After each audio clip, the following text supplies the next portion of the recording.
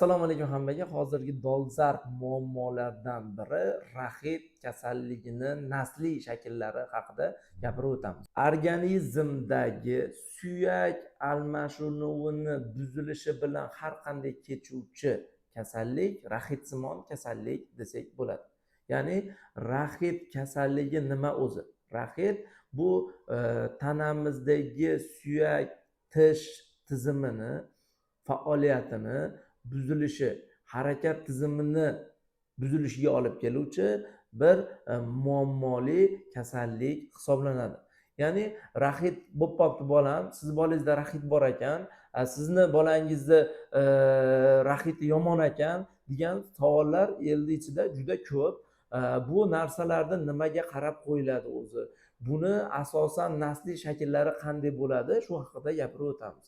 Raxit kasalligi bola organizmida, ya'ni kalsiy, fosfor va jigarga va gormonlar, ya'ni suyaklarni boshqaruvchi gormonlarga bog'liq bo'lgan holatda suyaklarni yumshashi, mo'rtlashishi, shaklini buzilishi bilan kechuvchi kasalliklarga biz aytamiz raxit kasalligi deb aytamiz.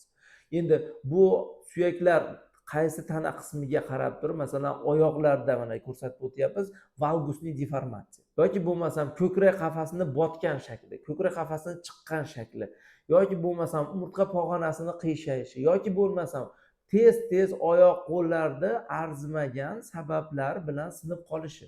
Ya'ni nima degani bu? Qo'pol bo'lmagan sinib qolishlar. Ya'ni travma olishda bola oddiy yiqilib tushsa ham bola qo'li sinib qolyapti. Bunda bolani e'tibor berish kerak, ya'ni suyak mo'rtlashish, raxit kasalliklari bo'lishi mumkinligiga. Ya'ni raxit kasalligini turi juda ham ko'p hisoblanadi. Ya'ni suyak almashinuvi, suyak mushak tizimini faoliyati suslashishi va harakatlarni yomonlashuvi va og'riqlar bilan kechuvchi bu raxitsimon kasalliklarni farqlashimiz kerak bo'ladi. Xo'p, nasliy kasalliklarning ichida eng ko'p uchraydigan formalardan bu raxitsimon shaklda kechuvchi nasliy raxitopodobniy deymiz, ya'ni raxitsimon nasliy kasalliklar hisoblanadi. Bu raxit kasalligini nasliy shakllariga nimalar kiradi? Birinchi o'rinda biz aytamiz, bolalarda vitamin D ga bog'liq bo'lgan nasliy vitamin D yetishmovchiligi nasliy kasalliklar va kalsiy almashinuvi, fosfor almashinuviga javob beruvchi jigar fermentlarini nasliy yetishmasligi hisobidan kelib chiquvchi nasliy raxitsimon kasalliklar. Bundan tashqari buyrak faoliyati, ya'ni buyraklarda tuz, suv, kalsiy almashinuvini buzilishi natijasida kelib chiquvchi nasliy raxit kasalliklari. Ya'ni bu nima degani? Buyrakda kalsiy almashinuvi buzildi, qonda kalsiy miqdori tushib ketdi yoki qonda kalsiy miqdori ortib ketdi. Shularning hisobidan organizmda suyakning mo'rtlashuvi, qattiqlashuvi yoki yemirilishi yoki bo'lmasam o'sishini sekinlashuvi boshlanadi. Xo'p, nasliy raxit kasalliklarini asosiy belgilari nima?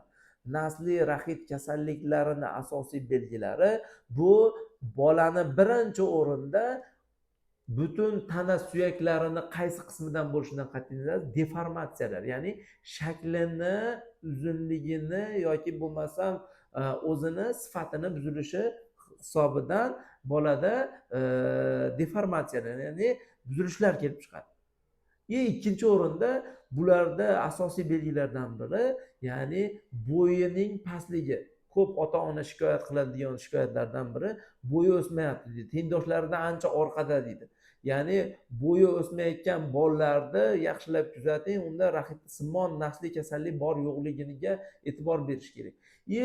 Ba'zi bir bolalarda bo'ladi, suyaklarda yemirilishi va bizga ko'rinib turadigan tishlarini yemirilishi.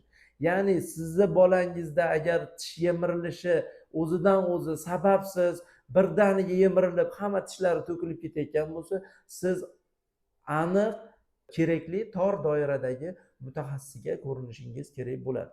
ya'ni tishlarni yemirilishi ham raxitsimon qaysidir kasallikka moyilligi bo'lishi mumkin bo'ladi. Bundan tashqari siydik ajratish faoliyatini buzilishi. Biz aytamiz tez siyish.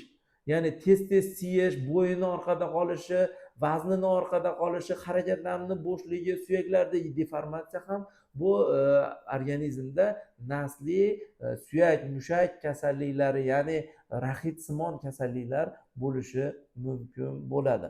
Agar sizni bolangizda yoki yaqiningizda, tanishingizda shunaqa muammolar kuzatilayotgan bo'lsa, yaqin oradagi ortoped travmatolog yoki bo'lmasam yaqin oradagi nevrolog yoki bo'lmasam yaqin oradagi pediatr yoki bo'lmasam o'sha ko'p tarmoqli tor doiradagi mutaxassislarga ko'ringan holatda buni tashxisni aniqlatishingiz mumkin bo'ladi.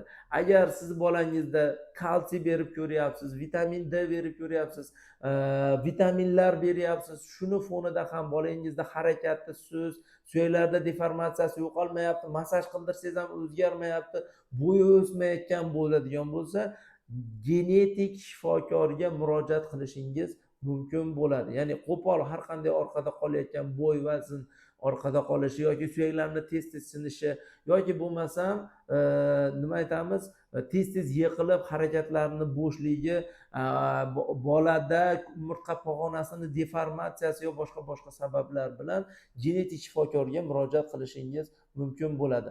Biz bu yerda qaysi genetik sabab hisobidan bolangizda raxitsimon nasliy kasallik ketayotganini aniqlab, tashxisini qo'yib, kelajakda sog'lom farzand rejalashtirishimiz mumkin bo'ladi.